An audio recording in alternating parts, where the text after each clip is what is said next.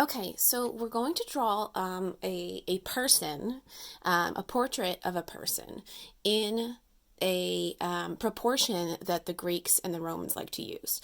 So we learned last week that the Greeks and the Romans like to make people 8 heads high. So I'm going to use a ruler here, and I'm going to just take 1 inch and imagine that that is the size of a head, okay, 1 inch, a 1 inch head.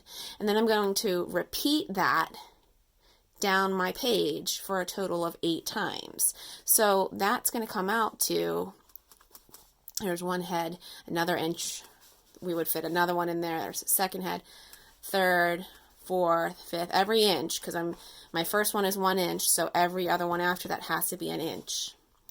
Okay, it could be a 1/2 inch. You could have started with a 1/2 inch head, and then every 1/2 inch would be another head. And I'm just going to keep going down until I get to the 8. You can see that I did here.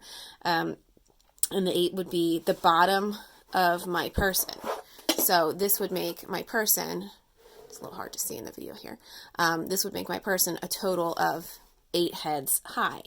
So I can make my head, my actual head, up there, and then if I come halfway down, I can mark where that is, kind of lightly for myself, and know that that is where the hips for my person will be.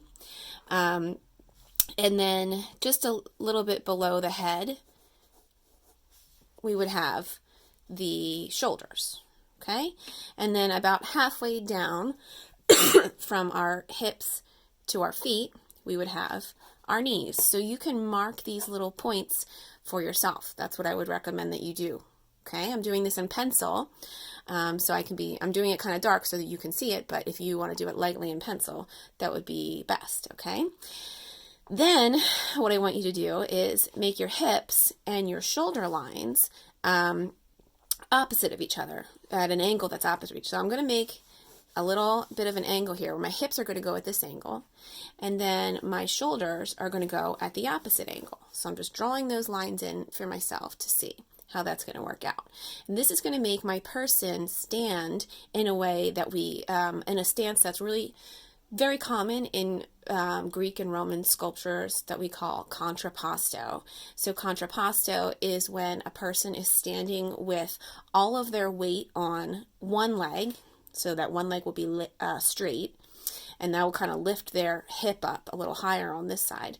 And then on this side, this leg will come down at kind of like bent like that, because this leg is relaxed, and so the hips kind of go at this angle. And then that makes, just naturally, it makes the shoulders go at an opposite angle, so that this arm is relaxed, and then this one is a little bit more tensed up. Okay, so we're just mapping this out for ourselves here. So I'll draw my head, I've got my shoulders, I'm going to draw a relaxed arm, and my hand will be down around this mid-thigh, so between the hips and the knees, we'll draw a hand, okay, just a little circle for myself, okay, and then I'm going to draw my other arm, coming up, bending at the elbow with the hand up here. All right. Okay. Now the body is going to be kind of an upside down triangle like this that goes to the hips, right? Okay. So it comes down and it meets my diagonal hips. Then my legs, my straight leg, the thigh will take up that section there until it hits the knee, and then the calf will come down and sort of like almost like a cylinder, right? This forms almost like long parentheses, and then I'll have my foot coming out like that. All right, and then my relaxed leg will come out in this direction, It's a bent knee this time, not like this one. This is my relaxed leg. And then it comes back in.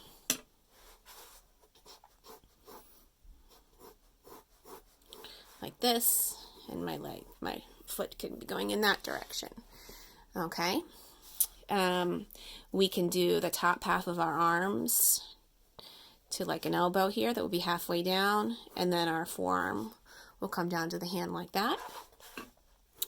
And we got our top half of our arm here, meets the elbow there, and then we have the other half being our forearm, like that.